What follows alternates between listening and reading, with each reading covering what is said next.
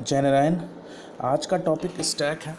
Stack हमने पिछली class में बताया था कि स्टैक पे जो भी डेटा आइटम स्टोर होता है या डिलीट होता है वो लीफो मैनर में होता है। लीफो मतलब last in first out manner में।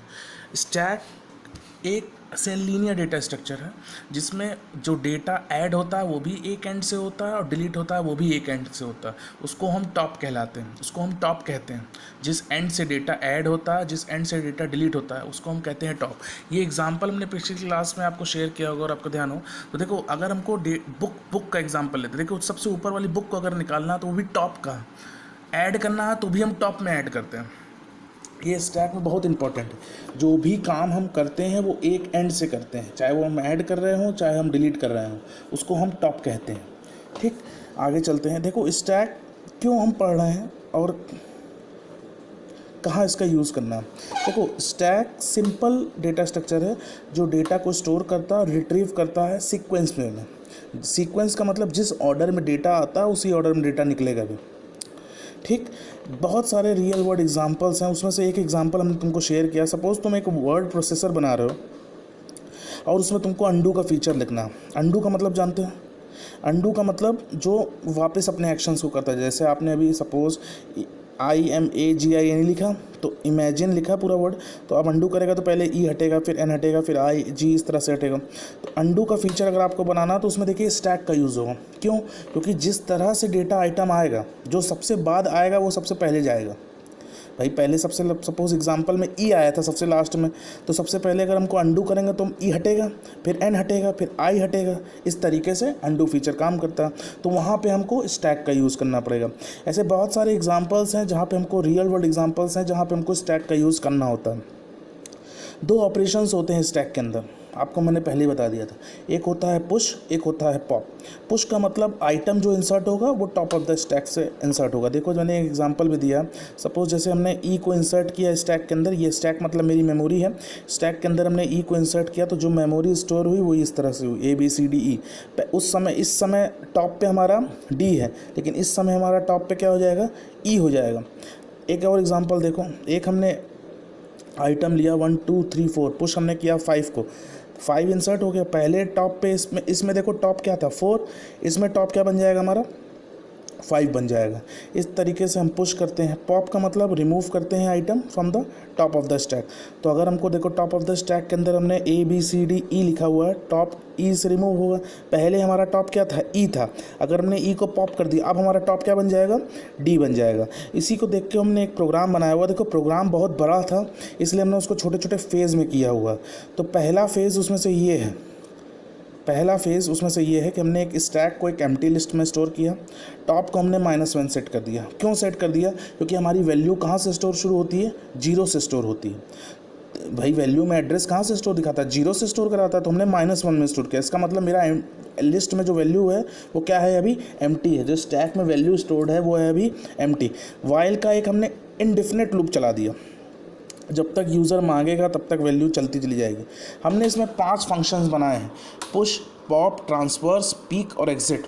5 फंक्शंस बनाए हैं। प्रिंट किया हमने what do you want to do. Print में 1 में push, pop, transfer, speak, exit. और चॉइस में हमने चॉइस यूज़र से इनपुट करा ली। इफ़ चॉइस इक्वल टू 1 तो पुश का फंक्शन कॉल होगा, चॉइस की वैल्यू 2 है तो पॉप का फंक्शन, चॉइस की वैल्यू 3 है ट्रांसफर्स का, चॉइस की वैल्यू 4 है पीक का, चॉइस की वैल्यू 5 है तो एग्जिट कर देना, ब्रेक कर देना वही को प्रोग्राम।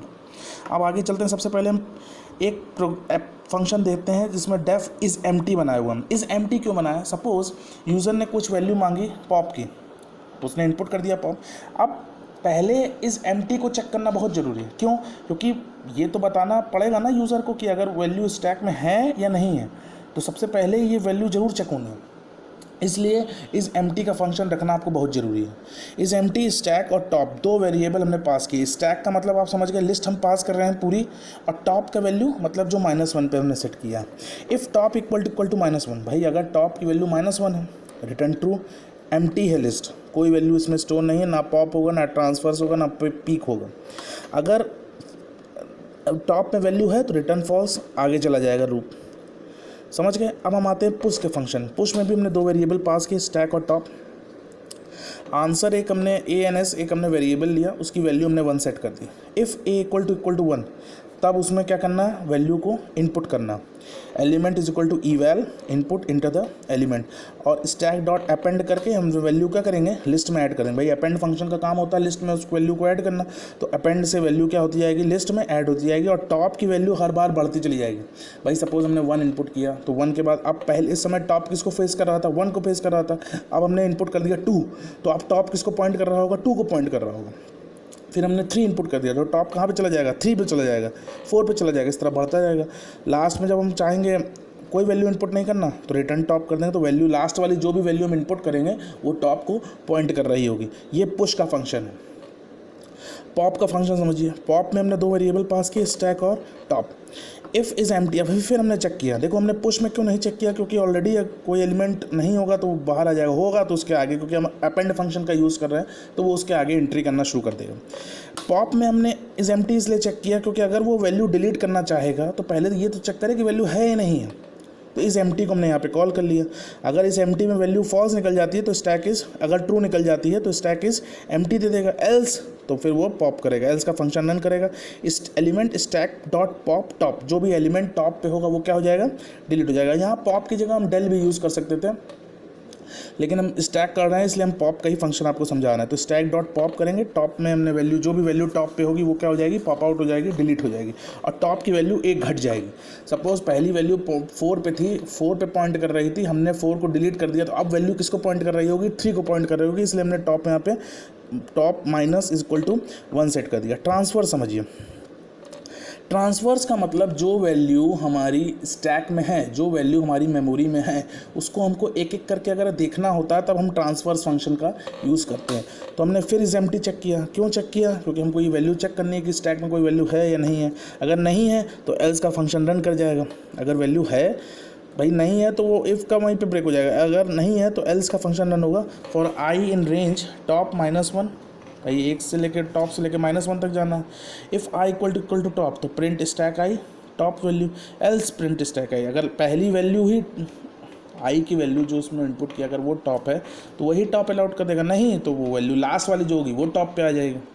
पीक का फंक्शन इसलिए होता है जो वैल्यू टॉप पे है, हमको ये पता करना है कि मेमोरी में स्टैक की मेमोरी में कौन सी वैल्यू टॉप पे है, तब हम पीक का फंक्शन रन करते हो। तो फिर चेक करना पड़ेगा, इफ़ इज एम्प्टी, अगर होगा तो ये रिटर्न कर देगा, नहीं होगा तो एल्स का फंक्शन रन करेगा और स्टैक में जो भी वैल्यू टॉप पे होगी वो यहाँ पे रिटर्न कर देगा।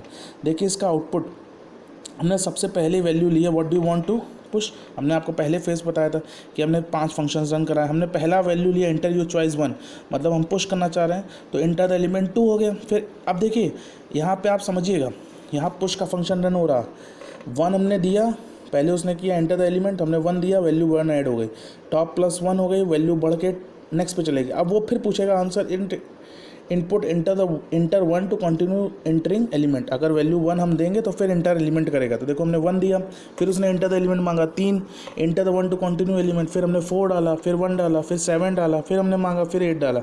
अब देखो 1 टू कंटिन्यू एंटरिंग एलिमेंट हमने 0 डाल दिया, लूप से बाहर आ गया। अब जो मेमोरी में स्टैक में वैल्यू स्टोर है वो कौन कौन सी है आपको पता, 2 है, 3 है, 4 है, 7 और 8 है। और टॉप किसको फेस कर रहा होगा, 8 को फेस कर रहा होगा, क्योंकि लास्ट वैल्यू किस में आई है, 8 में आई है। समझ गए ना, 8 की वैल्यू, 8 लास्ट एलिमेंट हमारी एंट्री हुई है मेमोरी में, तो अब जो टॉप की वैल्यू होगी वो किसकी होगी, 8 की होगी।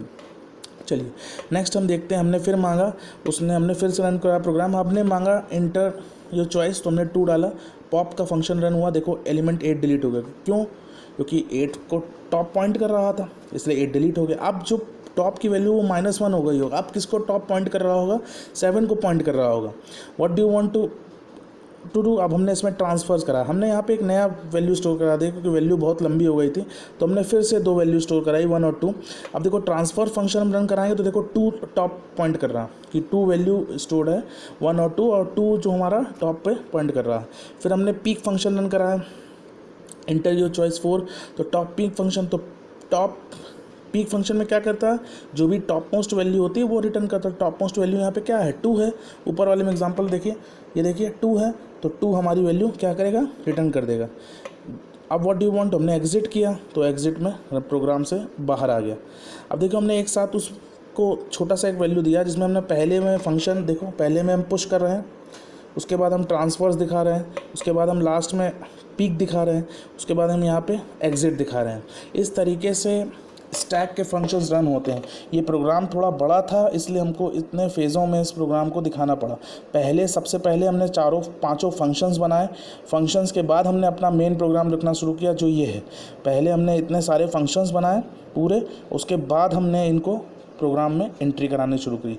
इस तरीके से स्टैक होता है। अगली क्लास में हम क्यूब पढ़ेंगे, जो हमारा लास्ट टॉपिक होगा इस यूनिट का। होप करता हूँ इतना समझ में आया होगा। जो प्रॉब्लम होगी हमको ज़रूर बताइएगा। Thank you.